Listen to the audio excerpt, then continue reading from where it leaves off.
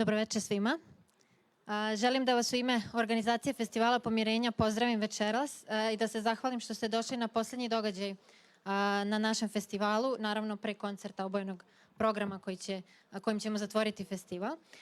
Večeras na ovom poslednjem panelu zapravo razgovaramo o jednoj veoma bitnoj temi, vrlo izazovnoj temi koja je nacionalizam u 21. veku. I ja neću puno pričati o temi jer će to raditi naši gosti, samo želim da se zahvalim svim našim gostima koji su ovde večeras. Judith Goetz sa Univerziteta u Innsbrucku i Univerziteta u Beču, Christopher Kors sa Univerziteta u Marburgu, Dejan Jović sa Fakulteta političkih znanosti u Zagrebu i Siniša Malešević sa University College u Dublinu. I da se naravno zahvalim Stefanu, našem moderatoru večeras. Izvolite. Samo da proverimo, radi mikrofon.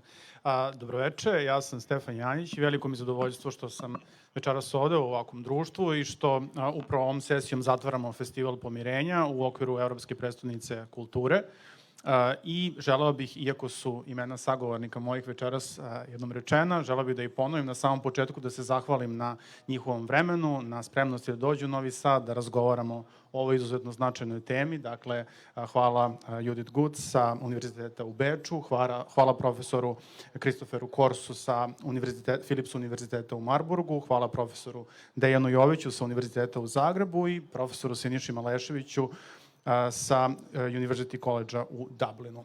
Dakle, ono što nas večeras zanima je kako će se nacionalizam razvijati. Otprilike smo manje ili više upoznati sa njegovim perspektivama razvoja u 19. i 20. veku, kako će se ta priča nadalje odvijati, kakvi će biti uzroci, kakve će biti posledice, kako će uticati društvene mreže, veštačka inteligencija. To su sve pitanja koje me i lično veoma interesuju, tako da dočekam da čujem i odgovore naših večerašnjih gostiju i počeo bih, profesore Maleševiću, od vas, budući da se vi bavite analizom načina na koji se nacionalizam razvijao kroz istoriju. U kom smislu se, na koje načine se nacionalizam 21. veka razlikuje od onoga čemu smo svedočili u 19. i 20. veku? Radi ovaj, okej. Ja se izvinjam, ja ću na engleskom pričati, jer mi je lakše, već 26 godina predajem stalno na engleskom, ali mogu poslije možda ako ima pitanja se prebaciti na naš. Okay, so thanks very much everybody for being here, for inviting us all and for focusing on this topic. I'm a historical sociologist, so I do study kind of transformation of nationalism over the last 250 years, and I think a lot of history books, particularly conventional understandings, do make that point that nationalism had a heyday in 19th century. This was an ideology that dominated, then, and why we still have nationalism, why we still live through nationalism.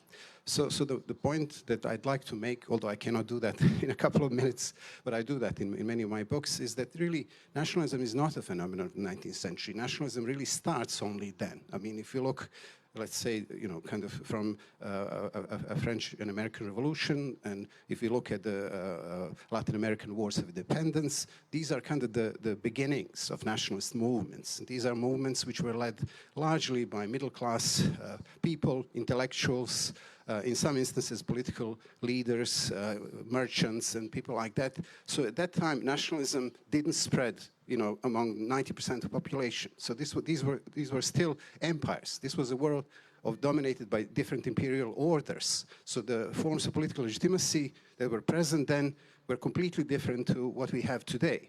So this was the world which was still kind of, was very much, the rulers justified their right to rule, invoking the idea of divine origins of monarchs. So religion was much more important, local identities were much more important, kinship was much more important, nationhood was something that was just beginning to be visible, strong among some groups of people, mostly middle-class people. So in a sense, what's interesting to us is really how this gradually transforms into the world that we inhabit today. So today we live in a world which is very much nation-centric.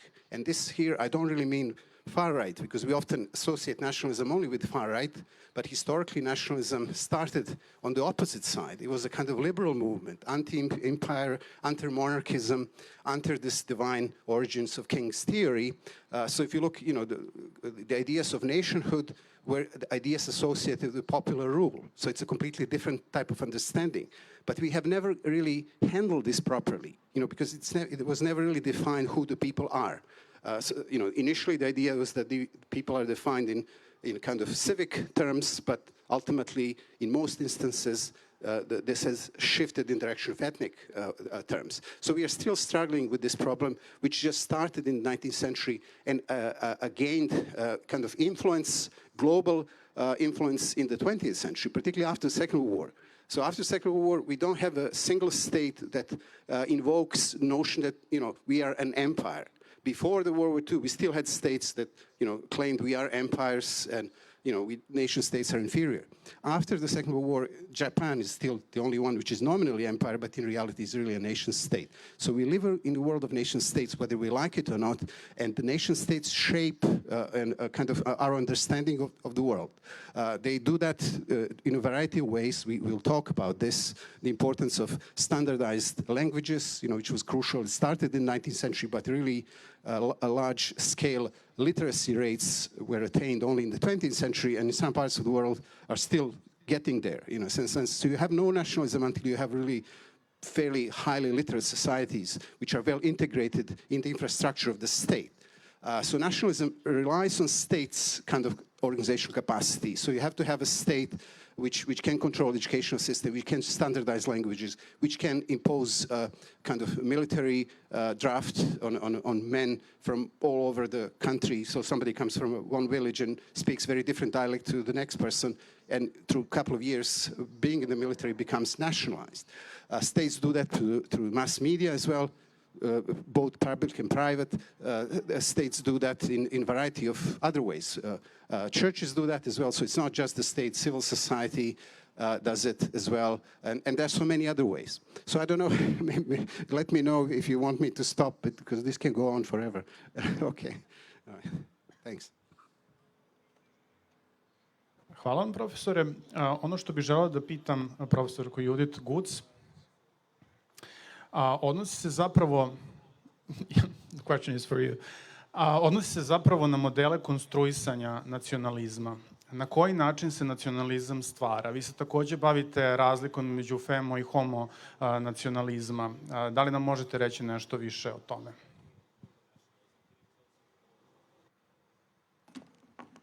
Hello, and a very warm welcome also from my side. It's a great pleasure to be here, and thank you for inviting me and also for organizing this great festival. And I want to go a step back and start with a quote from Norbert Elias, who described nationalism as one of the most powerful, if not the most powerful, social belief system of the 19th and 20th century. And I would say that this also applies for the 21st century. So I would understand nationalism as a worldview constructed along and ascribed the collective identity of language, culture, religion, and history. And I think one of the most important aspects of nationalism is that it politicizes central concepts such as the people, the nation, but of course also gender. And as a project that is directed towards the future, nationalism also functions as an ideology of integration by referring to a so-called common past, togetherness, supposed common opponents, but also common goals for the future. And as I already mentioned, nationalism as ideology of integration also functions as a source of legitimation of current policies of inclusion and exclusion. And the subjective feelings of belonging to the national collective, which are necessary for nationalism, produce not only the image of oneself or one's own, but also the image of the other.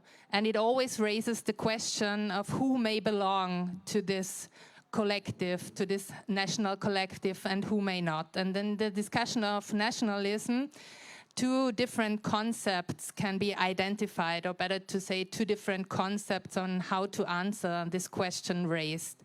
On the one hand, we have the civic nation, and on the other hand, we have the ethnic nation.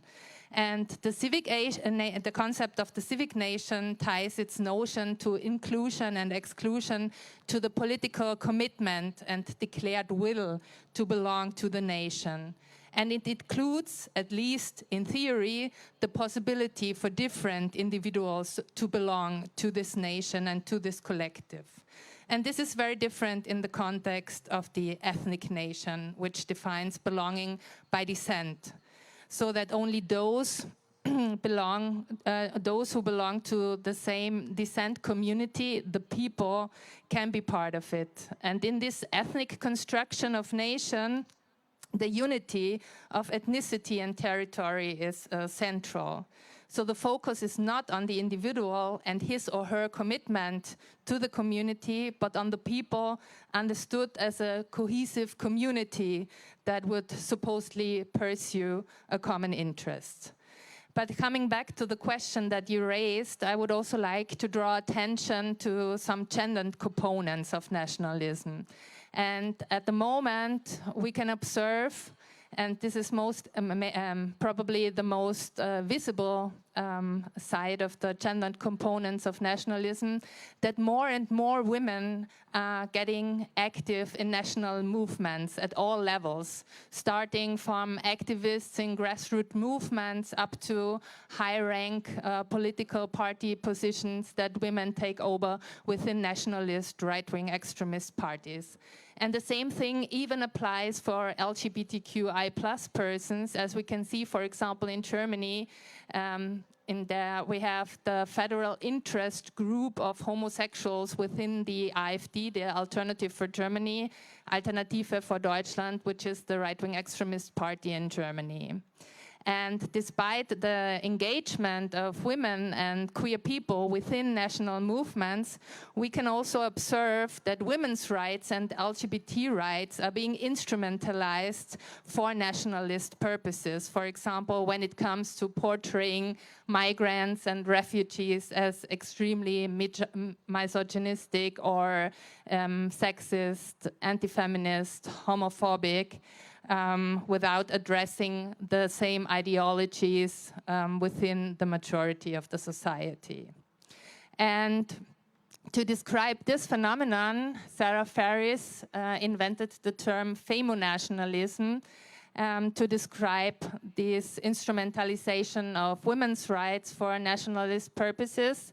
And in addition to that, Jasbir Puer invented the term homonationalism to describe the same phenomenon as far as LGBTQ rights instrumentalization for nationalist purposes by national movements of the extreme right is concerned. But of course, this is not the only gendered component of nationalism. I would also like to highlight that nation and gender have always been constructed as historically unchangeable categories, which are also extremely important for the national construction of identity. And this may also be the reason why nationalist movements at the moment strongly mobilize against gender diversity, gender theories, because they see a threat to their own gender also as a threat for the nation. And this is a further aspect where we can see the links between gender and nation. But these two concepts are also strongly intervened when, for example, in times of war, as we can observe at the moment in Ukraine, because, of course, wars are always waged in the name of a nation and foster nationalism. But here we can also see the gendered tasks of defending the nation when it comes to addressing all adult men and their masculine virtues such as fortitude, bravery, courage and strength in order to defend the nation, whereas the contrasting feminine virtues are rather considered to be loyalty, humanity, self-sacrifice, and the support of the male fighters. So men do not only fight for their nation and to defend the nation, but also to defend the women of the nation. And not to forget that also rape is a fundamental weapon of war, which of course also shows the gendered aspects. I would also highlight that nationalism still must be seen as a danger, especially as a threat to the democratic constitution of societies. And despite the decreasing importance of borders, of national borders, for example, within the European Union, the continuing significance of nationalism is especially evident with regard to the global strengthening of these described nationalist parties and movements, and conflicts along ethno-political, ethno-national lines have also become increasingly important in the recent past. And last but not least, the concept of nation continues to function as a central frame for reference for identity constructions and feelings of belongings. So to conclude, I would say that nationalists exaggerate national interests and characteristics and betrays democratic institutions as obstacles. This applies to pluralistic representative parties, but also parliaments, protection against discrimination or protection of minority rights, but also they frequently attack the media. And so, therefore, nationalism still has to be regarded as mostly anti-liberal, anti-egalitarian, and anti-pluralistic. And nationalist ideologies and discourses do have negative effects on the democratic constitution of the society, because they always lead to the exclusion and devaluation of the supposedly other. And lastly, I would also like to underline again that we have to take the gendered components of nationalism seriously to be able to understand current nationalist movements and to encounter them and their ideologies. Thank you. Hvala vam, profesorice. Ono što bih želeo da pitam profesora Jovića, čini mi se da ne postoji, niti bi mogao u skorije vreme da postoji neki konsenzus u vezi sa tim šta raditi s nacionalizmom, ali ne postoji ni konsenzus oko toga šta nacionalizam predstavlja. Čini mi se kada se vode određene debate na društvenim mrežama, da ljudi polaze od dve perspektive. Jedni nacionalizam doživljavaju kao sinonim za patriotizam, a drugi ga doživljavaju kao sinonim za šovinizam. Pa kada se te rasprave pokrenu, onda se kao jedna vrsta diskreditacije protivnika u toj debati poteže ta teza i informiši se malo šta nacionalizam zapravo znači. I zapravo, moje pitanje za vas je da li možemo odrediti nekakve ključne karakteristike nacionalizma koje ga prate od njegovog nastanka do danas, ili se on kroz vreme menjao? Veler govori, kada priča o nacionalizmu, o njegovim nekakvim pozitivnim efektima, recimo o pozitivnom uticaju nacionalizma na obrazovanje, na kulturu, na medije, na uspostavljanje pravne države. Da li danas možemo govoriti o nekakvim pozitivnim uticajima nacionalizma? Da, hvala na pitanju. To je naravno teško i komplicirano pitanje i siguran sam da Siniša i drugi također mogu dati svoj pogled na to, možda čak i detaljnije, sigurno detaljnije nego što mogu ja. Ja bih samo rekao da je zapravo sa nacionalizmom slično kao i sa mnogim drugim pojmovima, jer mnogi od tih pojmova dobivaju drugo značenje u javnoj sferi i u političkoj upotrebi. I mnogi naši pojmovi, znači akademski, su time kontaminirani, neki su potpuno izbačeni iz upotrebe, jer kad u zatvorenom krugu, na primjer sa studentima u seminarima ili u našim raspravama ovdje, koristimo te pojmove, to nije nužno isto ono i onako kako ih koriste ljudi u medijima ili u političkoj utakmici i na neki način nam diskvalificiraju pojmove, odnosno vrlo često nas prisiljavaju da se zatvorimo onda nazad u akademsku diskusiju da bismo mogli govoriti smisleno, jer ako uđemo suviše u javnu debatu, u političku sferu, prijeti opasnost da nas se neće dobro razumjeti. I takvih slučajeva, naravno sa riječima i pojmovima, ima vrlo mnogo.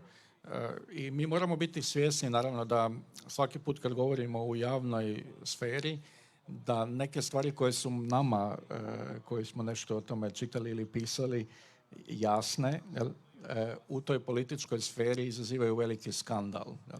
Recimo, daću vam primjer. Mislim, kao što znate, danas da dođete i kažete u nekim našim postjugoslavenskim zemljama da je bio građanski rat. To je automatski u političkoj sferi jedna vrsta svrstavanja, u mnogim slučajevima provokativnog izazova i izgleda mnogima kao neka vrsta podrivanja dominantnog nacionalnog diskursa koji negira da su neki od tih sukoba bili građanski ratovi, nego govori da je njihov uzrok agresija i okupacija od strane neke druge države. Sad, naravno i dalje ostaje otvoreno pitanje i postoje naravno članci i diskusije oko karaktera tog ratnog sukoba, je li to bio, koje komponente je sve imao i u pravnoj sferi, među pravnicima i među nama politolozima i u međunarodno političkoj sferi, ali kažem, postoji rizik da neke od naših debata onda dožive političku diskvalifikaciju ili, na primjer, pojam manjine, koji za pravnike u međunarodnom pravu nemaju nikakvu negativnu konotaciju, uglavnom nemaju negativnu konotaciju kao takvu, ali u političkoj sferi, a onda i u stvarnom životu, s obzirom da su oni koji su označeni kao manjina, posebno ako prije toga nisu bili manjina, nego su se označavali nekim neutralnim pojmom, u našem slučaju narodnost, odnosno nationality, znači nešto između naroda i manjine, ili čak u današnjem, recimo u makedonskom ustavu ohridskom,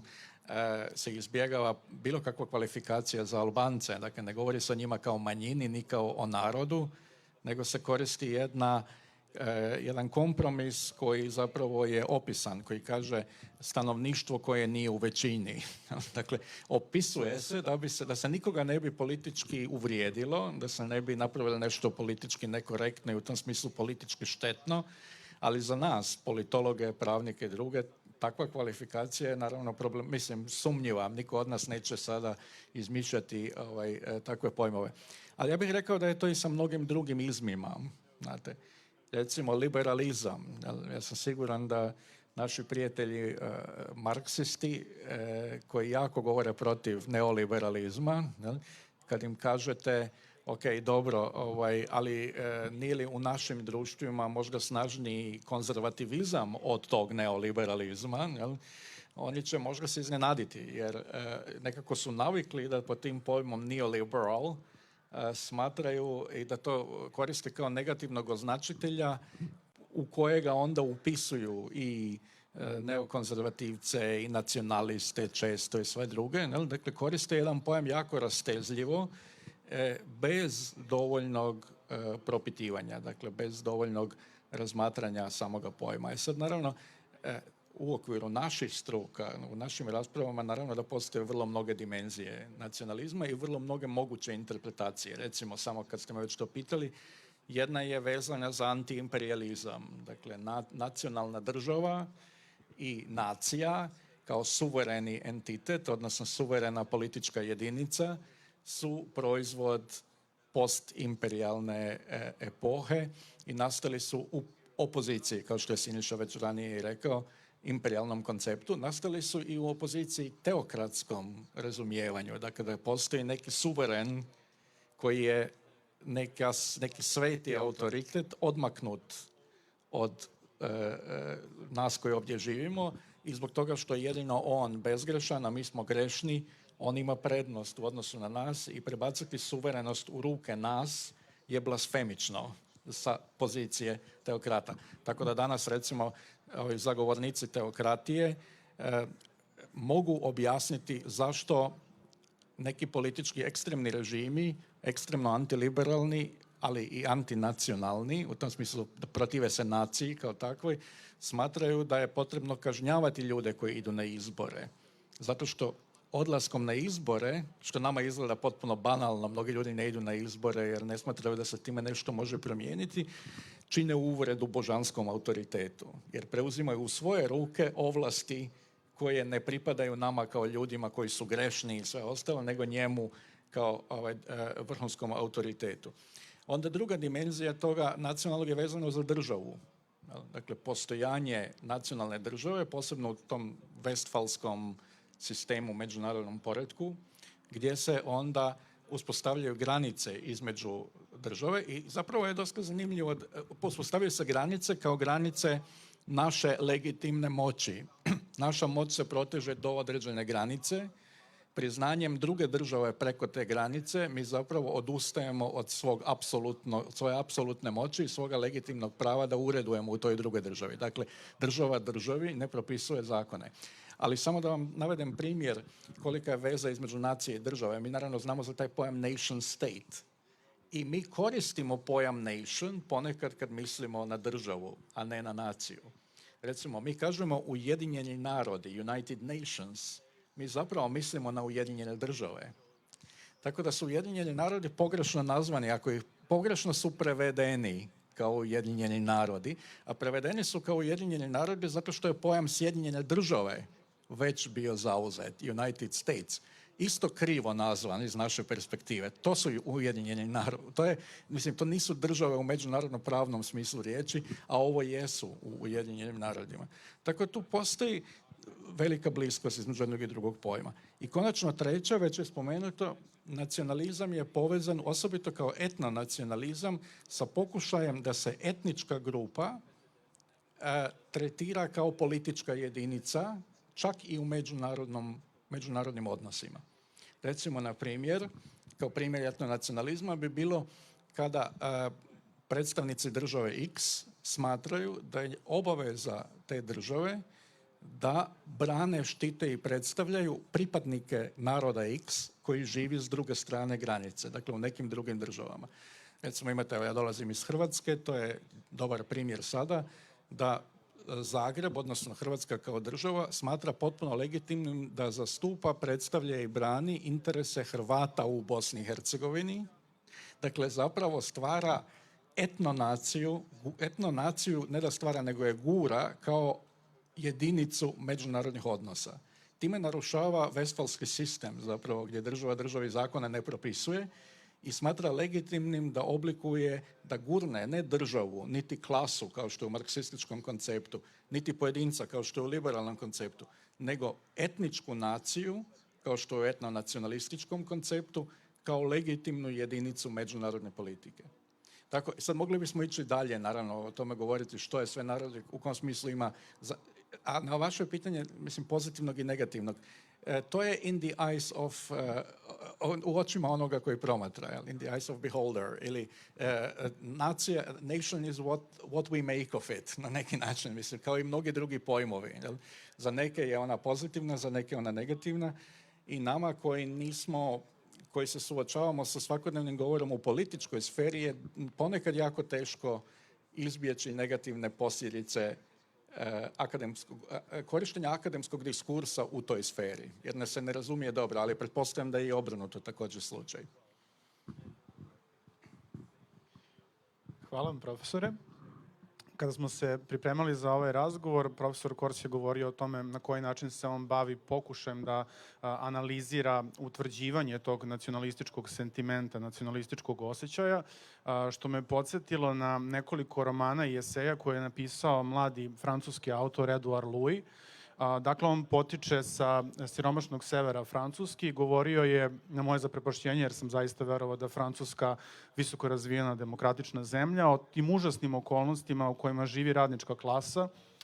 Govori o svom ocu koji je homofob, koji iznosi mizogine stavove, koji je nacionalista i on u svojim romanima, jedan od njih i nosi naziv Ko je ubio mog oca, ili u eseju koji recimo nosi naziv Zašto moj otac glasa za Marie Le Pen, pokušava ne da opravda, ali da razume poziciju nacionaliste u jednom okruženju u kojem tvoj život vredi onoliko koliko vredi tvoje telo, koliko tvoje telo može da izdrži na ekstremnim vrućinama, u ekstremnoj hladnoći, u ekstremnim radnim uslovima, govori zapravo o nekakvom ambijentu beznađa u kojima se nacionalizam vrlo lako razvija.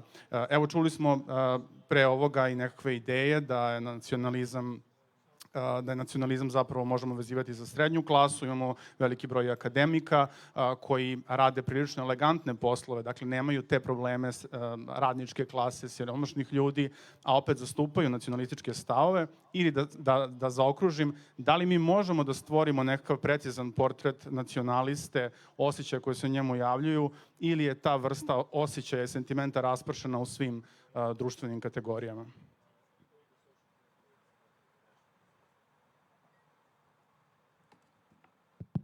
Okay, thank you very much for this question.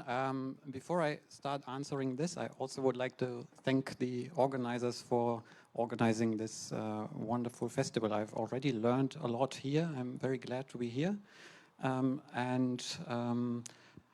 I also need to talk a little bit about something else before I come back to this question, because I am a social psychologist, and that's why the question also is addressed to me about the roots or the causes for why people subscribe to nationalist ideas.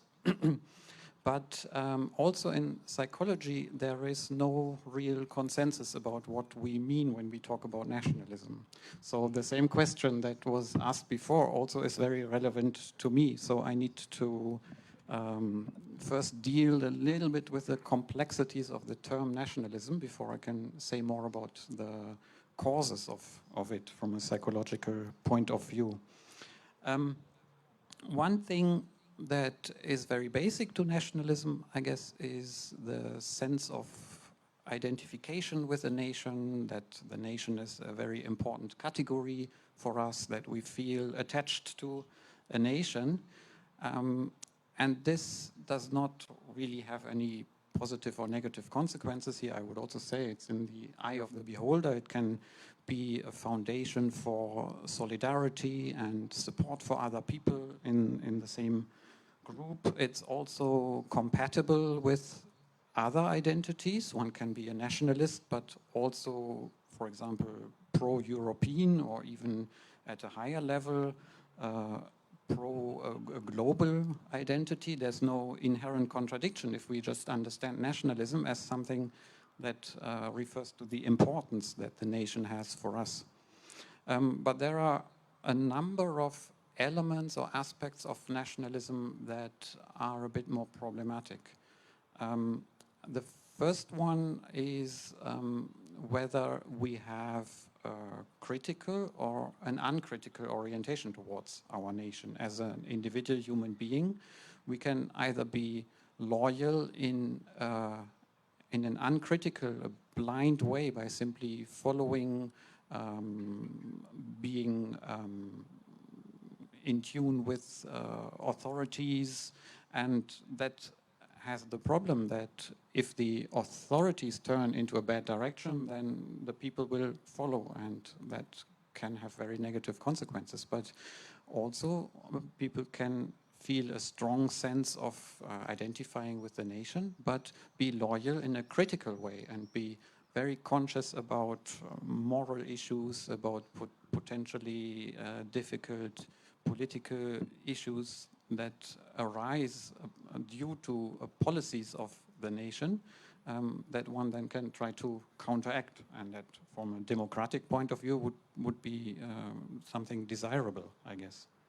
A second question that also has been addressed already by Judith before is who belongs to the nation? How do we define who belongs to the nation? And the prototypical distinction, only people who have been born in the place, whose parents have the same nationality, who speak the local language in an ethnic sense, are part of the nation, or the nation can also include people who voluntarily commit to supporting the nation and act in line with and defend constitutional rights in a more civic sense. which of course has important implications in terms of how exclusionary a person would be towards, for example, national minorities that live in the same place.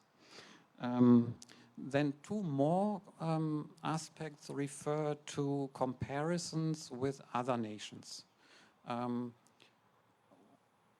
One way that can also be very problematic, I guess that's the most obvious one, is nationalism in the sense that we tend to glorify our nation. We tend to think it's a superior nation that should dominate over other nations.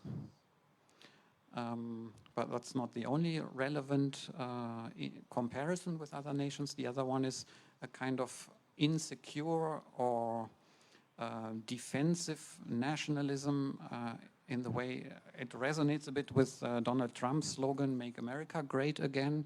The idea that the nation is great, but others don't give due respect and don't admire, and so that there's a sense of entitlement that is not fulfilled from others in the international scene.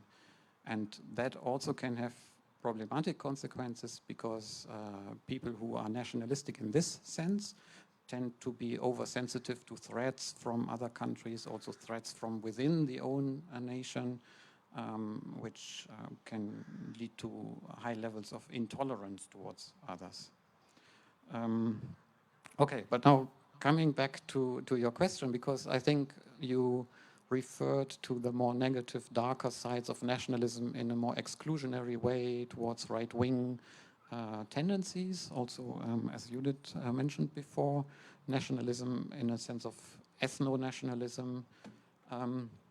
But even here, more generally, from a psychological point of view, we would be interested in understanding what makes nationalistic belief systems attractive to people. Why do they, for example, vote for nationalistic politicians? And there are various important needs that we have as human beings that can be exploited by nationalistic ideologies and nationalistic politicians. For example, a sense of control. We would like to have a sense of control over our lives. We want to understand what is happening. We want to be free in decisions that we can make instead of being controlled by others. We also want to feel good about ourselves. We want to have a positive sense of self-esteem and not be downgraded, devalued by others. We also want to have a stable identity, a sense of continuity over time. And these are needs that can be threatened due to political, social circumstances. For example, in times of conflict or in times of very rapid social changes, we may be threatened because it's difficult to make sense of the situation. It's difficult to predict what will happen, to control what will happen. There are threats to the continuity motive if there are fast, abrupt changes in society. Also, for example, because you referred to hierarchies, inequalities economically, if we work in fields with very low income, with a very bad image or prestige in society, one can feel like others are looking down. This, of course, threatens the need for self-esteem. And then in situations like this, or for people affected by these threats to psychological needs, ideologies or belief systems that promise to fulfill these needs can become very attractive. And nationalism is such an ideology that can contribute to smoothen these threatened needs. For example, if we think of belonging to a nation that has a very long history, that has very proud achievements in history, that feels good as a response to threatened needs like this. Therefore, in times of stress, of rapid changes, nationalism can quite easily become a force that is attractive to us. Hvala vam, profesore. I da se vratimo na profesora Maleševića. Kada govorimo o istorijskoj perspektivi i o nacionalizmu 21. veka, da li tu postoji, da se vratim zapravo na ovo pitanje o društvenim klasama, da li postoji neka vrsta kontinuiteta? Koje su to grupe koje su u 19., 20. ili pre 19. veka, u 21. veku najpodložnije prihvatanju ovakvog sentimenta, ili tu dolaze do određenih kretanja, do određenih pomeranja? Okay, so I mentioned when nationalism starts, I mean, even before it starts, you could say the Enlightenment and the Romanticism, these are the ideas that articulated nationalism, both the ethnic and civic version and anything in between. These were ideas obviously led by, kind of intellectuals. And most of these intellectuals were not part of the establishment because they were middle class, they were not aristocrats. So we are really gradually leaving the world of aristocrats and imperial world where a heritage and kind of lineage, aristocratic lineage was a defining figure. I mean, the element that Dan mentioned, these are hierarchies which were dominated the imperial world for thousands of years, for at least 5,000 years. It was very clear, the ruler is a God-given creature. In different cultural worlds, from ancient Egypt and ancient China all the way to kind of 19th century, we have that kind of emphasis that legitimacy resides in the ruler, in the monarch, in the emperor, which is justified invoking that principle of religion. So this is order you cannot challenge. So what the Enlightenment did is to challenge that world, to say no, everybody has the right to rule. So the sovereignty has to reside within a people. So it's important for us, we cannot focus on nationalism only what's happening today without looking back in history. This is the key issue. And nationalism is not only about far right, because this is just a small segment of nationalism, and it's too late. We have to understand nationalism as a much wider phenomenon, because we live in a nation-centric world. We naturalize these national categories in everyday discourse. When we introduce each other here, you can say the Austrian, the German, the Croatian, Serb, or whoever. So in a sense, we perpetuate these categories. And that's, this is this is the world that we are born into. It's very difficult to escape this world because it has become so dominant. This category has become so dominant. So it's difficult for us to understand that 250 years ago, we lived in a completely different world. These categories didn't mean anything. The only category that meant was whether you were born aristocrat or a peasant. These are the categories that matter. So we are shifting, historically, from Enlightenment, later Romanticism, we are moving in the direction that nationalism kind of attracts essentially middle classes, because middle classes want power, middle classes want representation, middle classes want a presence in parliaments, and that's the French Revolution, that's the American Revolution, that's the Latin American Wars of Independence, and many other things that have happened since. But many others are excluded. So in a sense, it's really the middle classes that gained something with this revolution. But peasants, which again 90% of the population in Europe, and not to mention the rest of the world, they were not national and they were not included. They had no rights, most of them, or they had some nominal rights, let's say, in France and other places, but not, let's say, in Haiti, in a sense, they officially say this doesn't apply, French Revolution doesn't apply to colonies. So in that sense, we see gradual movement in the 19th century, nationalism shifts from a kind of liberal project in becoming a fairly right-wing project, racist project. And here we see a tension between the imperial and the national. So we see nationalizing states like France, like Britain, like Netherlands. They are nationalizing at home, but imperializing abroad. So in a sense, the imperialism and nationalism here are very much twins. They're conjoined. So that's also kind of, you see a lot of tension in that period.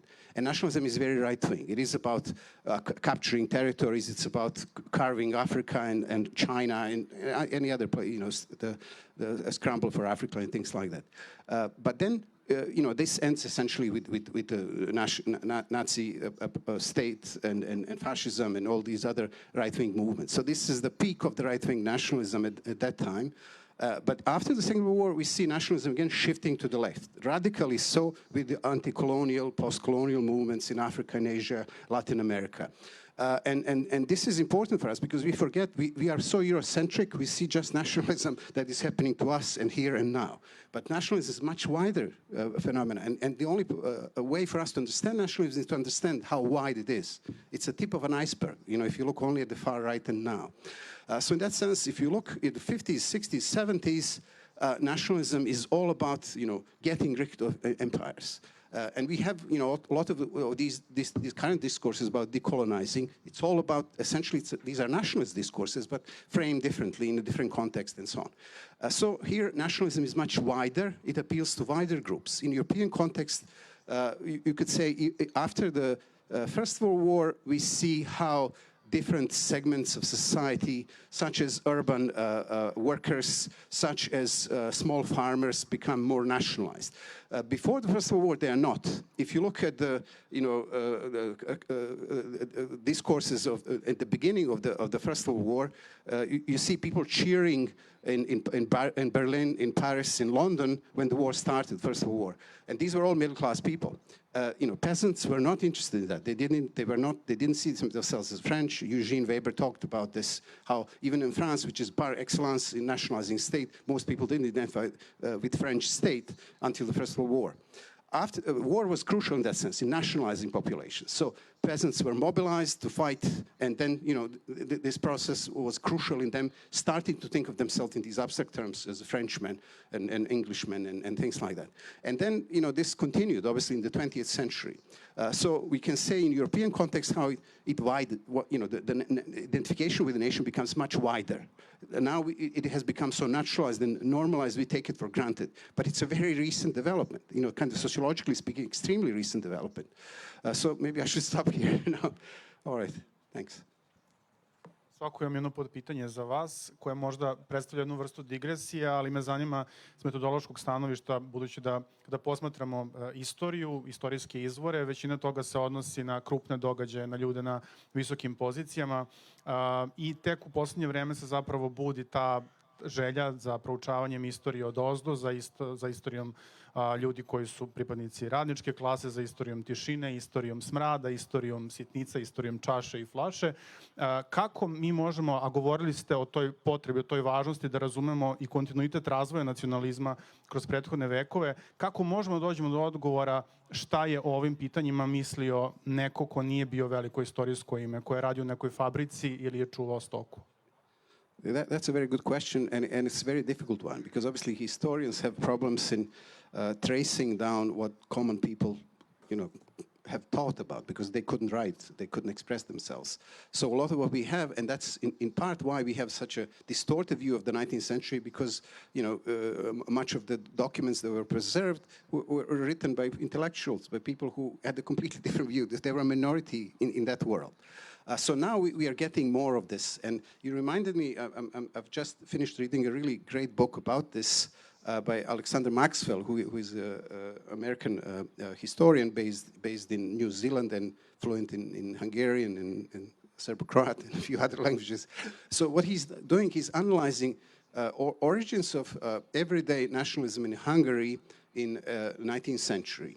So what he does, he said, okay, we cannot know really what these people thought, but we can see what they did. So he's looking at some really small things that you mentioned, such as wearing a mustache. This was an important thing, having a facial hair, that defined you whether you were Hungarian or not. And this was very clearly, in the popular folk songs, whether you are wearing a mustache, then you are Hungarian, or if your mustache is not big enough, you might be a Slovak or somebody else. So these small things, or the use of wine, Tokaj wine, obviously the famous Hungarian wine was important in that sense. Who can afford this? This was very expensive wine, and obviously nationhood in that sense was very much still a fairly aristocratic concept associated with Hungarian aristocracy, but it was seen as a kind of elements that ordinary people are trying to get into. Or he's analyzing the use of tobacco as well, small things. But very interesting. It is a form of history from below. In a sense, you get into these things. If you cannot know the values from documents, you can know certain values through practices that they do. So this is a lot of kind of recent historical sociology is doing that kind of work, trying to trace things that were happening at that time. But today we can do much more. Obviously today we can study. There is a whole field of everyday nationalism which looks at these banal practices that that are easy to trace down, and they also have multiple meanings. So. Hvala vam mnogo na ovom odgovoru i mislim da možemo fino da se nadovežemo na istraživanja koje se sprovode u sadašnjosti. Profesor Jović se time bavio recimo u vreme kada je Hrvatska pristupala Evropskoj uniji, kako pomiriti različite sentimente. I vi ste u jednom svom radu napisali da borba između nacionalista i antinacionalista u Evropskoj uniji da se nikada neće okončati, da nacionalističke snage da će biti spremne na kompromis samo onda ako u tome budu vidjeli instrument za nacionalne interese. Kako vam deluje situacija danas ove vremenske perspektive? Da li ste pogodili? Da, meni izgleda da je to očekivanje koje je bilo vrlo visoko i prošireno nakon 1989. godine, da ulazimo u svijet koji je globaliziran, u kome granice, nacije, nacionalni identiteti nisu više toliko važni, da je to očekivanje bilo, ja bih rekao, suviše optimistično, u najblažu ruku rečeno. Izgleda mi da je odnos između globalizma i nacionalizma, koji se sad često naziva suverenizmom, da bismo izbjegli te kontroverze i kontaminacije o kojima sam ranije govorio, zapravo neka vrsta klackalice ili ljuljačke. To znači, u jednom momentu imamo mnogo globalizacije i pojavljuje se otpor, pa stvari ide u drugom smjeru, pa imamo mnogo nacionalizma, pa otpor. Ali nijedna od te dvije opcije neće nestati. Dakle, meni ne izgleda da će nacionalizam nestati ili suverenizam, niti da će nestati globalizacija kao takva. Ja inače mislim da ideologije, a ovdje se radi o jednoj čudnoj ideologiji koju mi politolozi smatramo sumnjivom kao ideologijom, zato što je na neki način predpolitička, nacionalizam jest. Dakle, ideologije najčešće ne nestaju. One ulaze u neku fazu gdje spavaju i gdje ih se može u određenim okolnostima kontekstualno probuditi i oživjeti. Kad sam rekao da je nacionalizam predpolitički i donekle antipolitički, podrazumijevam tu prije svega da se radi o doktrini, dakle doktrina povezuje ideologiju, ideje i praksu, dakle o doktrini koja najčešće želi formirati nacionalnu državu ili je obraniti i ojačati, dakle kao takvu. Ako je etnonacionalizam, onda etnonaciju kao političku jedinicu. I u tom smislu malo ju je briga je li ta država liberalna, antiliberalna, marksistička ili konzervativna ili bilo kakva druga. Tako da mi doista imamo lijevi nacionalizam. Ja mislim da smo mu jako malo pažnje posvetili. Posebno ovim događajima u raspadu Jugoslavije, mislim da je lijevi nacionalizam imao ogromnu ulogu. I sad neću ići dalje, u to možemo kasnije eventualno, i imao je prilično velikoga značaja. Dakle, ja bih rekao da mi i dalje živimo u svijetu u kome će biti taj balans između jednoga i drugoga. I to je na neki način naša sudbina. Mislim, mi moramo znati da je ta 989. iz današnje perspektive i po drugim mnogim aspektima bila interpretirana na način koji danas meni se čini nije bio sasvim korektan ili nije bio potpun. Recimo, mi smo 89. vidjeli kao pobjedu liberalizma nad alternativama najčešće. Stvorio se taj narativ o tome da je liberalizam postao dominantna i možda čak jedina opcija, the only game in town, što se tada govorilo. Ali ja sam prilično siguran iz današnje perspektive da je za mnoge ljude taj prevrat 89. bio inspiriran suverenizmom, odnosno željom da se oslobode te države u istočnom bloku sovjetske dominacije i doktrina ograničenog suvereniteta. Čak mi se čini, trebalo bi se time ozbiljnije baviti, da je za mnoge ljude to bio važniji motiv podržavanja tih promjena nego što je bio liberalni aspekt kao takav. I meni izgleda druga stvar, sada se dovodi u pitanje uopće koliko je ta 89. se uopće dogodila. Jer mislim, imali smo Richarda Sakvu prije neki dan, je bila jedna zanimljiva debata gdje on zapravo kaže 89. je važna za one koji su izgubili, ali oni koji su pobjedili je nisu ni primijetili jer su nastavili dalje, kao što su radili u doba hladnog rata. Nijednu od svojih institucija nisu rasformirali, nijednu od svojih ideja nisu doveli u pitanje i proglasili su se definitivnim pobjednikom, ne vodeći računa o potencijalnoj opoziciji s druge strane. I sad imamo ovu posljedicu između ostaloga koju imamo u Ukrajinskom ratu. Tako da iz te perspektive, da se vratim na vaše pitanje, na ovaj citat koji sam dao u slučaju Hrvatske.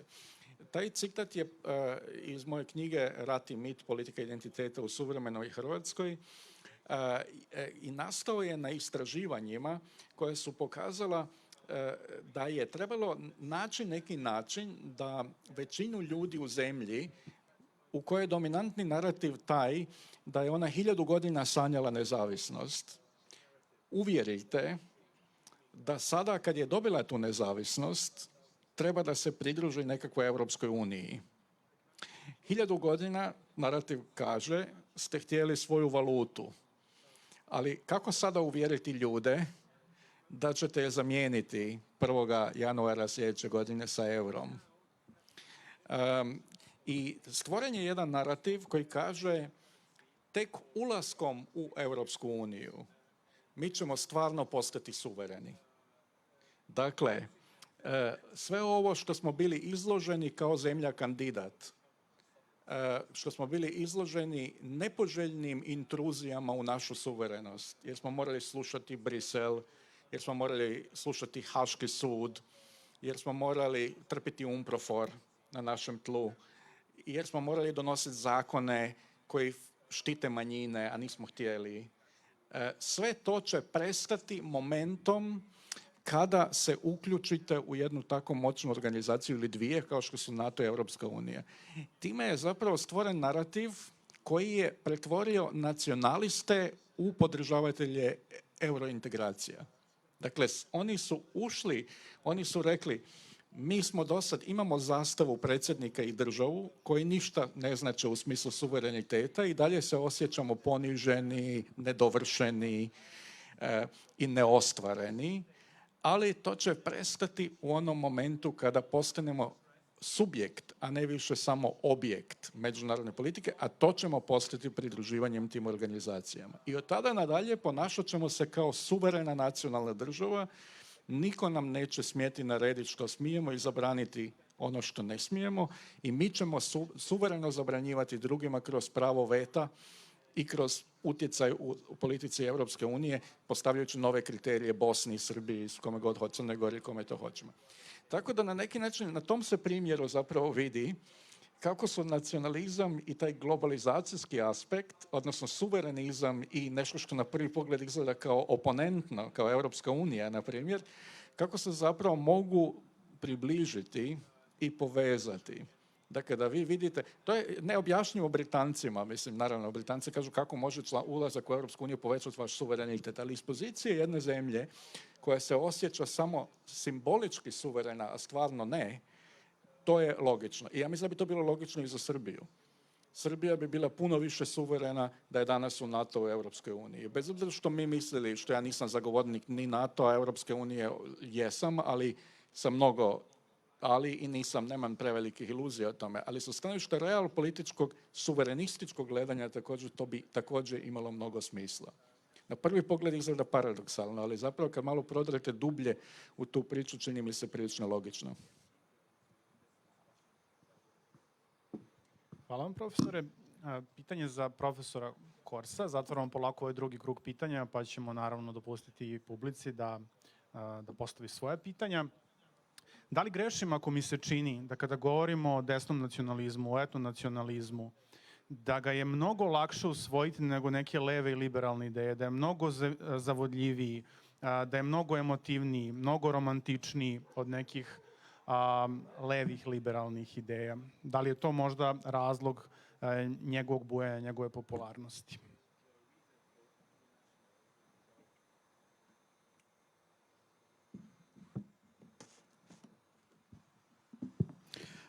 Thank you for the question. If I understand it correctly, the question is whether ethno-nationalism is per se more attractive than more leftist ideologies. I don't know whether I can answer this question. It has a certain appeal because it can fulfill several motives at the same time. As I alluded to a bit before already, this idea of belonging to an ethnically defined nation, which has a very long history, has this sense of continuity over time that is something psychologically nice for us, to be part of a long enduring category,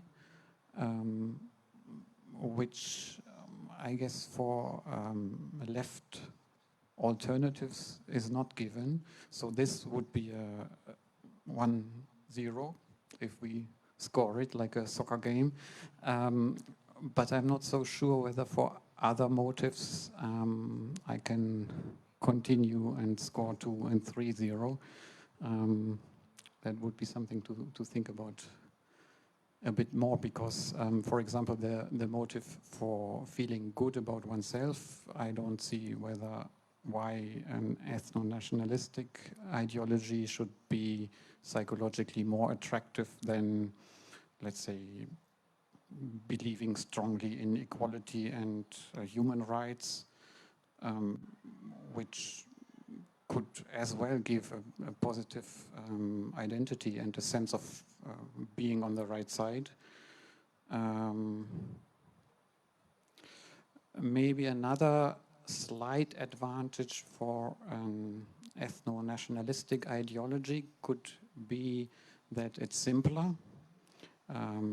So it has a certain appeal in its clarity and simplicity in offering a clear solution rather than complex discussions that are more typical on the left side. But this might also be a bias on my part in the evaluation. Hvala, bili ste skeptični na početku, ali smo stigli do rezultata 3:0. Poslednje pitanje u ovoj drugoj rundi za profesorku Götz. Kada je reč o društvenim mrežama, kada je reč o medijima, kada je reč o načinu na koji diskutujemo o nacionalizmu, svim ovim temama koje smo pokrenuli večeras, vidimo zaista neke krupne promene. Od, perioda kraja 20. veka, kada su sa ovim temama pisali opsežni eseji, vodile se rasprave u novinama, danas smo došli u poziciju da kao korisnici društvenih mreža gledamo te bitke mimovima. Recimo, na zvaničnim nalozima ruskih i ukrajinskih institucija imamo to ratovanje mimovima tokom aktuelne invazije na Ukrajinu. Pa onda imamo komunikaciju putem Facebook komentara, putem Twitter komentara. Da li vam se čini da čitav ovaj kontekst društvenih mreža, ambijent društvenih mreža potpomaže tome da rasprave budu žučnije, da više budu bazirane na ad hominem principu, da se manje diskutuje o suštini ovog problema, a da se više trudimo da budemo atraktivni, retorički atraktivni u načinu na koji izlažemo svoje ideje? Yeah, I would love actually to take up the question that you gave Christopher, but I am very happy to also answer this question. Of course, I do believe that social media has changed our way of communicating, and that it has become more easy to spread ideologies, to spread political ideas, to spread also concepts of the concepts that we're talking about today, and memes and images and pictures are often supposed to be a pre-political space that does not at first sight seem so ideologized. So I think this is actually also a great challenge for. I'm also working in civic education to disguise the, or to actually show the hidden meanings of certain messages that are distributed on social media channels. And then, of course, it's also about emotions. Certain political groups wanna raise strong emotions by being provocative, by breaking taboos, by causing scandals, and this is especially important to gain attention, to be part of the discourses, and of course a lot of people follow this strategy by also commenting on the hot topics, I would say. And furthermore, of course, I think you're also working on that. Fake news have become a very important issue in social media as well. I would rather talk about mis- and disinformation, because sometimes, of course, people don't know better and post some content that later is identified as wrong. But of course, there are certain disinformation strategies that also aim at spreading racist ideas or ideologies of equality and so on, by spreading rumors, by spreading false informations, by provoking the emotions I talked about. And when it comes to nationalism, I would say that it might be seen as a contradiction at first sight, that the internet is the World Wide Web, so everyone is globally connected and it's possible to have exchange between people that are complete opposite places of the world. But at the same time, its nationalist perspectives still haven't lost importance in this social media area. So I've done a lot of research on the identitarian movement, which has been very important in Austria and Germany, and also other European countries, as a right-wing extremist extra-parliamentary group that used social media right from the beginning, and they definitely benefited from it, because until now, they're a small group of activists. In Austria, they're probably not more than 20 to 40 people. But due to the fact that they've been using the internet and social media channels all the time to distribute their propaganda, to spread the information about the spectacular actions they did, the climbed rooftops, did street theater, and so on. They gained a lot of publicity and a lot of attention, so they've become a really popular group, and this helped them to spread their nationalist, racist views. And if I may, I would also like to take up this question, because I think that nationalism does have a lot of benefits for the individual. Of course, Christopher already mentioned some of these, but at the reduction of complexity, you always can picture the world in black and white. You always know on which side you're on. But I think there's one further aspect that is extremely important, and that's the aspect of their identity. I think it is very important in these times to be someone, to be successful, to have this identity. And so some people just feel overwhelmed of becoming someone, and they're overwhelmed by the question who I want to be and where I want to go, what I want to do. And concepts just as gender and nation and also ethnicity, tradition, history, they help find solution to these big questions because they have pre-given concepts and you just have to subordinate yourself underneath this concept, and they tell you how to behave, what to think, what to believe, which traditions to refer to. And I think this makes nationalism so attractive to some people that feel overwhelmed by these quick questions of identity. And furthermore, it also offers you the possibility to secure privileges. It always means that privileges should not be shared among all people, but just for be there for certain people. And as Christopher also mentioned, you can believe that you and your national collective are better than others. So this also gives you power, this also gives you strength, also gives you something to believe in. And coming back to the gendered aspects, especially for women, there are some further benefits, which, for example, can be seen in current discussions about sexual or sexualized violence, because women also can project all the threats and fears that are connected to sexual violence to the so-called others. So they're ethnicizing the topic of sexual violence and just projecting it to Muslims, to migrants, to refugees. And so they don't have to confront themselves that their own fathers, brothers, husband, partners could also be people who commit sexualized crimes and breaking the borders of female and other gender identities. And this also offers you other concepts to deal with this general problem of sexual violence, which means that I can ask to deport all sexual perpetrators, for example.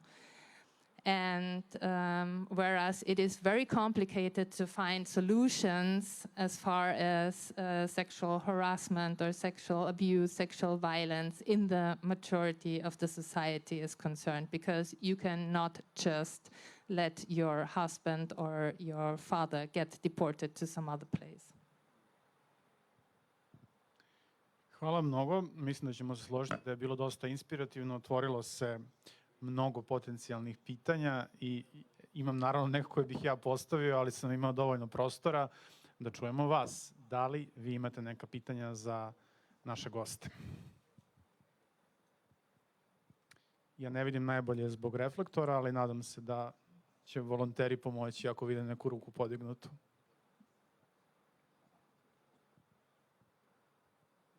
Da, čini mi se da imamo nekoga sa ove strane. Pitanja možete postavljati na srpskom i na engleskom jeziku, prevod je obezbeđen. Da, evo ja ću pokrenuti, nadam se, raspravu.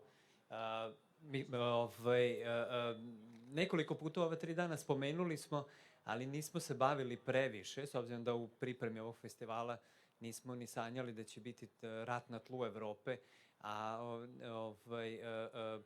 Pa me interesuje u stvari bilo ko bi želeo da preuzme ulogu. Koliko je nacionalizam, ruski nacionalizam, u ovom slučaju bio presudan u ovoj agresiji na Ukrajinu, ili je to možda više, kao što je profesor Milešević rekao, neka imperialističke pretenzije Rusije, ili je prosto neka borba za moć? I ono što mene ovako lično interesuje jeste gde oni vide kraj ovog ili početak narednih ratova i da li je to u stvari neke novo buđenje ruskog nacionalizma pa neke nove pretenzije, ili je to prosto nešto mnogo jednostavnije od toga? Hvala vam, profesore. Ko bi želeo da odgovori? Ok, ja za ovu temu uvijek preporučujem kad dođu do Rusije, Ukrajine i Poljske jednu vrlo dobru knjigu objavljenu u Beogradu, odnosno od fabrike knjiga, to je Milan Subotić, Napred u prošlost. Mi smo s njim imali nedavno razgovor, on nije osoba koja puno nastupa u medijima, ali je napisao fantastičnu dobru knjigu koju je objavio, mislim, u novembru 19. ili tako nešto. I upravo pokazuje ta 3 slučaja kao neku vrstu kompeticije oko toga tko je najveća žrtva u historiji u Istočnoj Europi. i sva ta tri naroda koji su konstruirali svoje nacionalne mitove oko ideje da su žrtva. Rusi da su žrtva zapadne ekspanzije NATO-a, da im prijeti velika opasnost, da su žrtve prevare Zapada koji im je obećao nešto što nije isporučio i tako dalje. I da su žrtva Lenjina koji je stvarao nove nacije. Dakle, tog internacionalističkog projekta, komunističkog, koji je doživio propast i da stoga je potrebno rekonstruirati naciju. Ponovno je zamisliti na novim osnovama, a to su dvije i to su tipično. Sad govorimo o Rusiji, ali naravno vrlo slično bismo mogli vidjeti i u mnogim drugim slučajevima. To je ideja žrtve i ideja pobjede. I zapravo gdje god se pojavi ta ideja žrtve i pobjede zajedno, i ti mitovi o žrtvi i pobjedi, tu je jako teško s tim izaći na kraj, zato što žrtvi ne možete docirati, niti je smijete kritizirati. Žrtva ima neku moralnu poziciju iz koje je nemoguće joj prigovoriti, a pobjedniku još manje. Jer je njegov legitimitet utemeljen na velikoj historijskoj pobjedi koja nije dovela do rezultata koja pripadaju pobjedniku. Drugim riječima, Dobrice Ćosića, pobjednici gube u miru. A ponekad, naravno, gubitnici pobjeđuju nakon rata. I to su ove interpretacije koje govore onda o Njemačkoj i Japanu koje su prošle bolje od Britanije, na primjer, historijski gledano, bez obzira na rezultate prethodnih ratova. I onda u tom kontekstu naravno da je ideja ponovnog zamišljanja nacije važna. I ako malo gledate korak po korak vanjsko-politički, mislim ja predajem analizu vanjskih politika pa pratim naravno ove izjave koje su u jednom momentu, neposredno prije početaka ovog rata, ima jedno 6 mjeseci, Rusko ministarstvo vanjskih poslova izdalo je saopćenje da su prava ruskih govornika i pripadnika ruskog naroda u drugim zemljama, u mnogim drugim zemljama ugrožene i dalo instrukciju svojim ambasadama da se pozabave detaljnije time.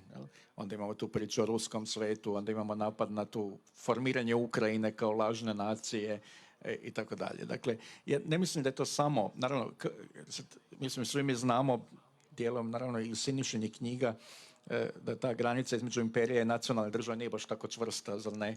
Kao što u idealno tipskom obliku za nas politologa je izgledala. Dakle, mi možemo imati imperijalne nacije, nacije koje koriste svoju imperijalnu prošlost da bi se rekonstruirale. Recimo, tipičan primjer za to je suvremena Turska, koja također sad po prvi puta koristi svoju otomansku prošlost i pokušava reinterpretirati šta znači Turska.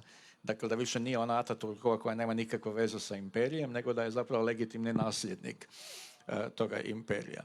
I onda i u ovim drugim slučajima, na primjer u Ukrajini, Subotić piše o Ukrajini kao nacionalizirajućoj državi. Znači državi koja stvara naciju i oblikuje također na ideju historijske žrtve koja je povezana sa holodomorom i koja je povezana sa ruskim imperijem i sa takozvanom velikoruskom, velikodržavnom prijetnjom. Poljska naravno za sebe smatra, Poljaci u novom svom nacionalizmu, da su oni najveće žrtve ever, mislim, u svjetskoj povijesti. Žrtve pakta Hitler-Stalin, žrtve Njemačke i Rusije koje su tu i dalje i tako dalje. Dakle, u našim okolnostima postjugoslavenskim ideja pobjednik i žrtva se najviše materializirala u Hrvatskoj, jer se jedino u hrvatskom slučaju može uvjerljivo govoriti o žrtvi i pobjedi u ovom sada ratu. Svi drugi o sebi govore kao žrtvama, malo tko kao pobjednicima. Ali to svejedno ne znači da ne priželjkuju možda novi sukob da bi bili pobjednici, ako osjećaju da su bili gubitnici. A u Hrvatskoj se taj motiv žrtve i pobjede koristi također da bi se rekonstruirao i konsolidirao nacionalizam. Evo, to bi bio otprilike moj odgovor. Dakle, Milan Subotić je izvrstan izvor za to, a domaći je ovdje, naš je i nedovoljno pročitan, nažalost. Da li bi još neko želeo da odgovori na ovo pitanje? Podigli ruku. Dobro, možemo reći na sljedeće pitanje. I have a question. Thank you. For Judith, so I can speak in English if you can hear me with the... Okay, thank you. So thank you for bringing up the topics of LGBT people and gender issues in nationalism today. I think we lacked those topics in the festival this year, but I'm hoping in the years to come we will talk more. So I'm a clinical psychologist. I do psychotherapy mostly, and I work a lot with LGBT people. And I have seen people converting nationalist ideas, especially when it comes to migrants here in Serbia. And so my question is related to that, and also to the fact that we have a lesbian prime minister who's really far right, who is not able politically or enough motivated to help us with the law for same-sex partnership, etc., who is also one of the persons who said, but we have more important issues than the topics of basically human rights now in Serbia, but is very loud and vocal when it comes to Kosovo and things like that. So I do have, like a psychologist, some hypothesis about how do people, LGBT people, come to into a position where they become far-right activists or politicians or whatever. But my question for you is how do you, from your professional framework, do understand the motivation for LGBT people to become far-right activists or politicians? Thank you. Thank you so much for this question, which I think is really important. And I've been discussing the issue of the Serbian Prime Minister in the last days as well. And from what I heard, as you also mentioned, she does not do anything about LGBT rights. And this is actually something that we can observe with all far-right or right-wing extremists, nationalists, people who are LGBT and at the same time active in those parties. The same applies also for Alice Weidel. And I've done a study on trans persons within the AfD, the Alternative for Germany, and I identified certain strategies in order to bridge the contradiction, to participate or to be active in a party that obviously is LGBT non-friendly. And I think the main bridging strategy is to privatize the own sexuality, which means that the public position as a politician is separated from the private sphere, and sexuality, having a same-sex partner, even having adopted children or having children in a same-sex relationship is not a political issue. And apart from that, I would say that it is that this offer of identification, being part of the national collective, being part of this nationalist elite, only applies for LGBT people who take their own concerns as not important at all, which means that they're also dividing the LGBT community into those who always demand too much, who always want to have more rights, who want to be treated as equal, and those who take their own concerns or the LGBT concerns as not so important, who even might say that it's not the same as heterosexual relationships, or they at least pretend in public that we should stick to this norm, that LGBT people is just a minority and shall be treated as a minority and not as equals. And so they're also playing LGBT people against each other by offering only to the by offering identification and participation only to those who don't act in the favor of LGBT rights. And apart from that, I would also say that this issue of racism has become a very important integration strategy into the national We Collective, which has also been addressed at this panel a couple of times now. But nationalism also works as an ideology of integration, and by highlighting that you're part of the national We Collective, always, or most of the time, always needs the counterpart, the so-called other. And within far-right parties, heterosexuals and LGBTs share this share a common enemy, namely the Muslim, the migrants, the refugees, and so on. And so their possibility of integration also works alongside this shared enemy. And LGBT people also benefit from this externalization that I described before, that they don't have to deal with LGBT queer hostility within the majority of society if they only address it when foreign migrants are concerned. So this also helps them to better integrate themselves into the national we collective by projecting all hostility towards LGBT people to the so-called others. Hvala. Imamo vremena za još 2-3 pitanja. Izvolite.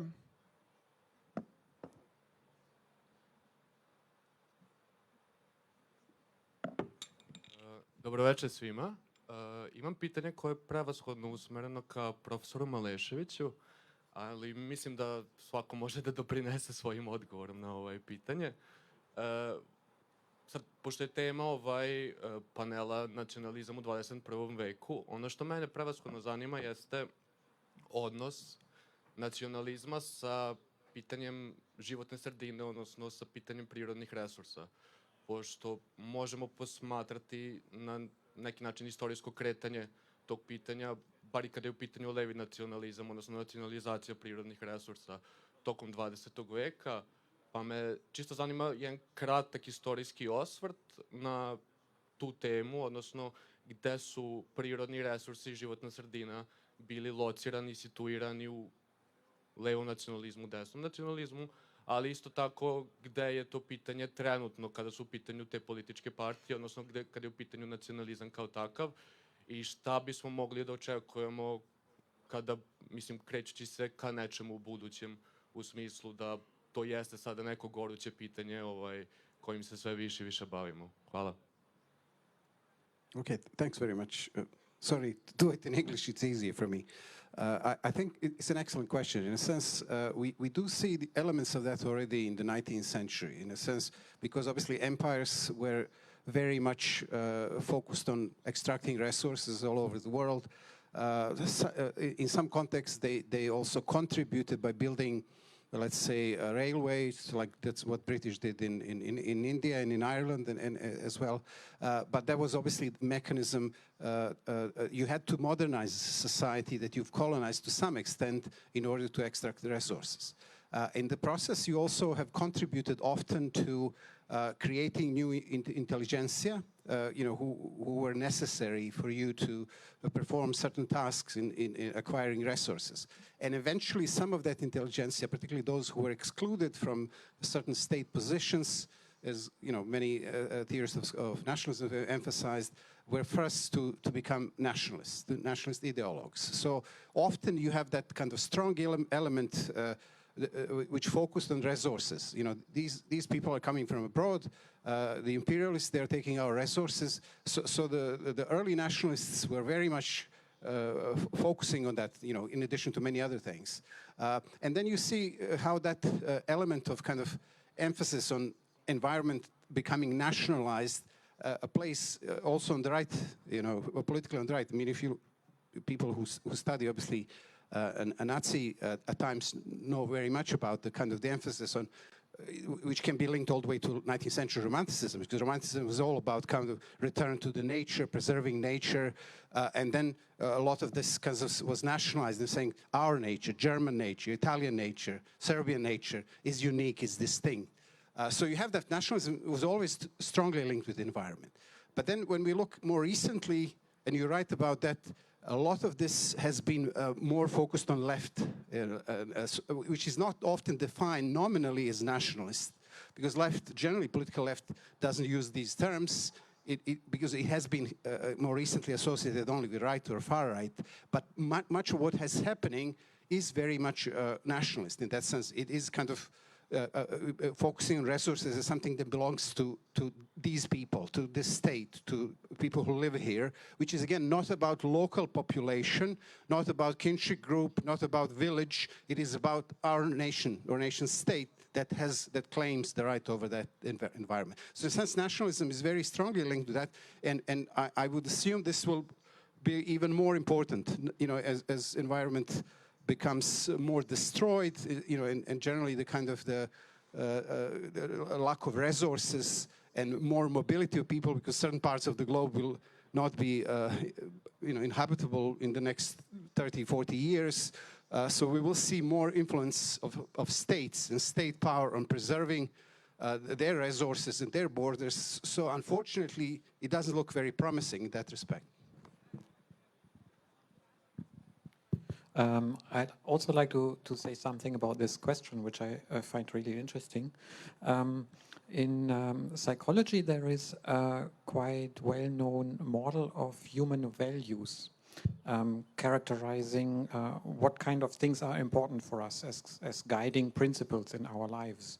And from research on values, one can say that people who value protection of nature and the environment, these values are very compatible with values of social justice and caring for everybody, basically. Pro-environmental behavior is sometimes also referred to as pro-social behavior, because ultimately it benefits everybody. And this is opposed to values that emphasize achievement, power, security for oneself or for one's own group, which resonate better with right-wing tendencies. So there is definitely a match in terms of basic underlying motivations between left-wing ideologies and environmentalism. But potentially, I think has been alluded to now also that if we emphasize tradition from a more right-wing conservative point of view, it's not automatically diametrically opposed to pro-environmentalism, because like if we think of romanticizing the forests in Germany, there is also some resonance. So there is a potential that one can develop reasons that are appealing to conservative values that are in line with environmentalism.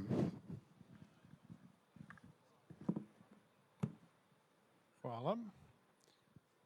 Da li imamo još pitanja? Ako je neko stidljiv, nema potrebe za tim. Evo, vidim jednu ruku. Dobro večer, imam jedno pitanje, pokušat ću da ne ispadnem utopista u postavljanju ovog pitanja, ali pomenuli ste da je nacionalizam poprilično nova ideja u ljudskoj istoriji i nacionalne države. Pre toga je više bilo bitno član porodice, plemstva ili kako god. Tako mene zanima da li postoje danas neke tendencije ka stvaranju neke nove ideje. Da li bi postojala neka tranzicija iz nacionalne države u nešto drugo? Da li bi to bilo oblici korporativizma ili nečega boljeg, nekog globalnog oblika, globalnog identiteta koje bi kasnije i definisao i same države? Znači, mene zanima kako bi izgledao postnacionalna država ili postnacionalni svet. Ja, hvala. Ko bi želao da odgovori? Svejedno. Okay, just very quickly, maybe others can jump in. You're completely right. For 99% of our existence on this planet, we lived in hunting-gathering bands, so essentially gathering mostly. So these were mobile, non-sedentary groups. So, and a lot of psychology points in that direction, that we are not accustomed to live in huge entities that we inhabit today. So we are built to live in much smaller groups. So nation state is completely unusual form that it has become dominant, and you're completely right. It's a very recent, historically speaking, very recent development, but it's also extremely powerful. Once it has becomes established, and I would say after 1945, there was no questioning anymore about other alternatives, because previous alternatives were imperial orders or patrimonial kingdoms or chiefdoms or city-states that we had often simultaneously coexisting. After 45, even entities like Singapore or Monaco have reframed themselves as nation-states, despite the fact that they look very different. Obviously, comparing Russia and Monaco, something is amiss here. So in that sense, there is obviously possibility, and if this planet survives us for a while, it's very likely that we will move in some other direction. That direction can be, some big corporations taking over, because some of the corporations are much more powerful than many nation states, much more wealthy.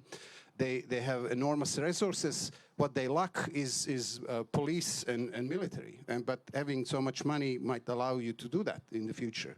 But that would obviously presume some sort of big change taking place, unfortunately, to some cataclysmic, whether war or environmental changes can lead that direction. More optimistically, there are obviously alternatives out there. There are very different ideologies, from anarchism to anything that you can think of out there. But these are mostly small groups that we can see.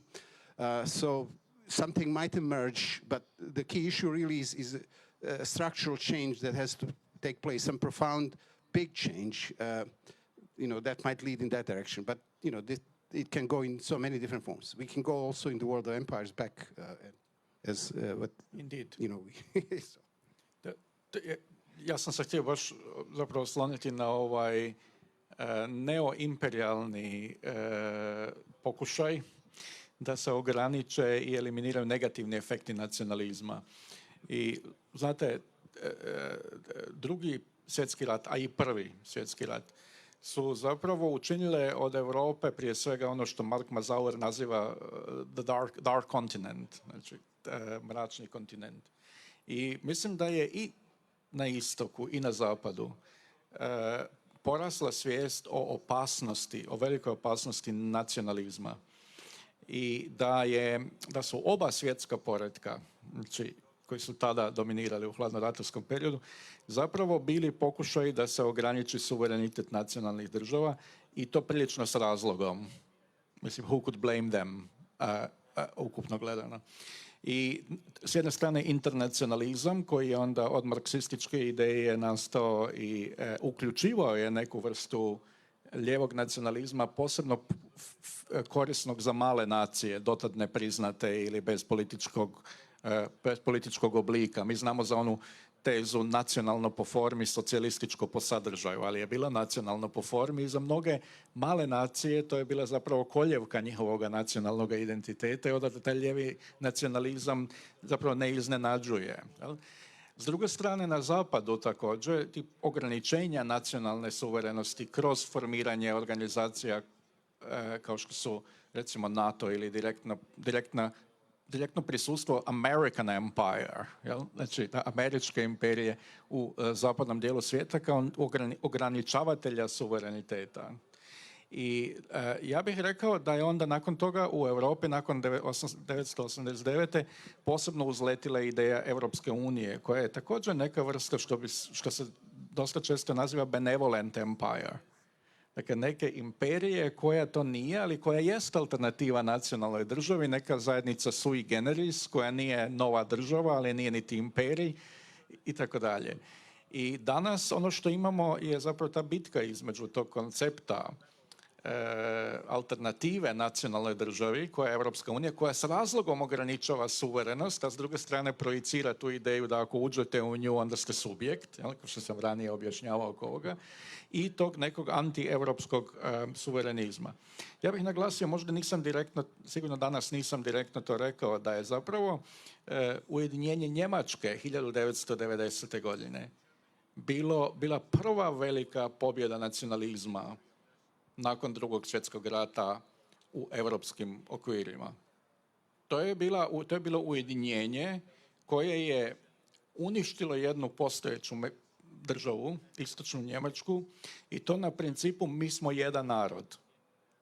Dakle, mi smo jedan narod, to je vrlo direktni poziv da se zapravo uspostavi jedinstvo između nacije i države.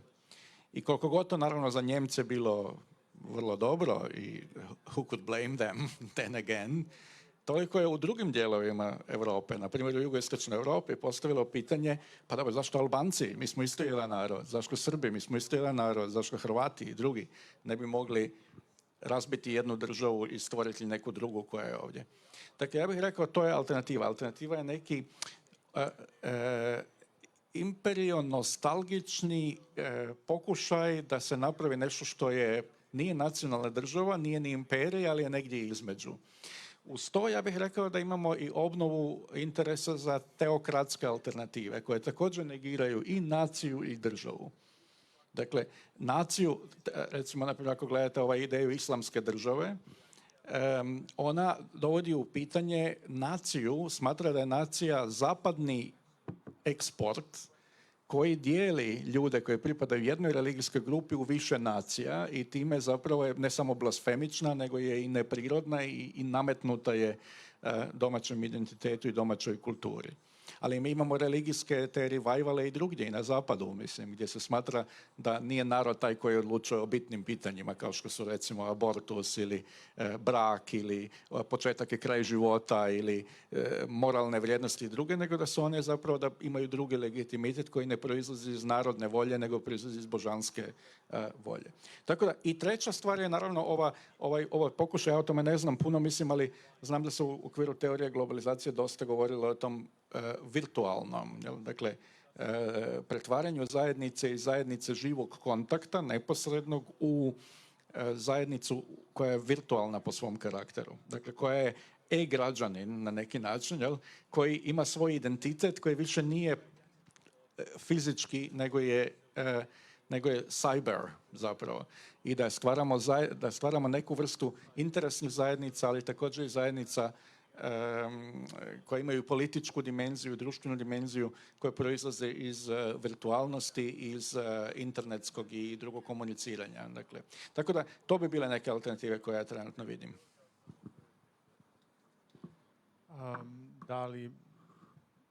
Da li biste vi možda želi nešto da dodate ili ćemo time zaokružiti?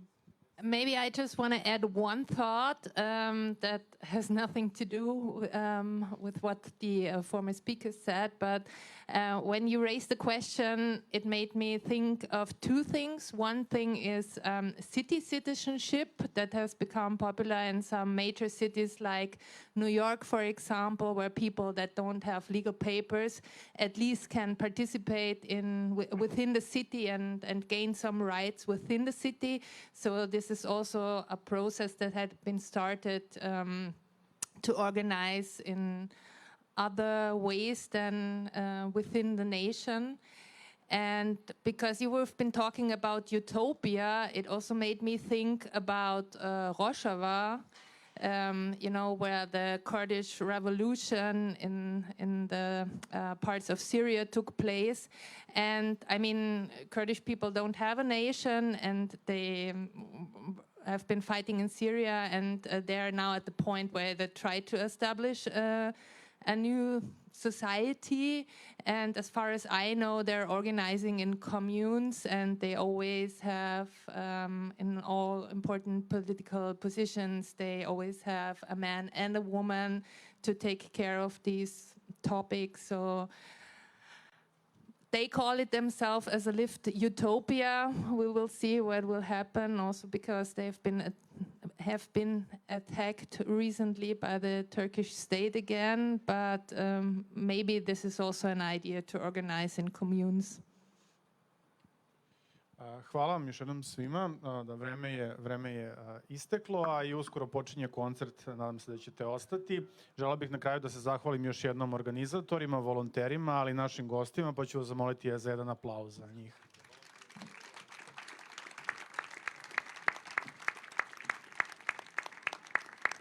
Evo ja u ime organizatora da se zahvalim još jednom svima koji su učestvovali na festivalu Pomirenja, pre svega vama.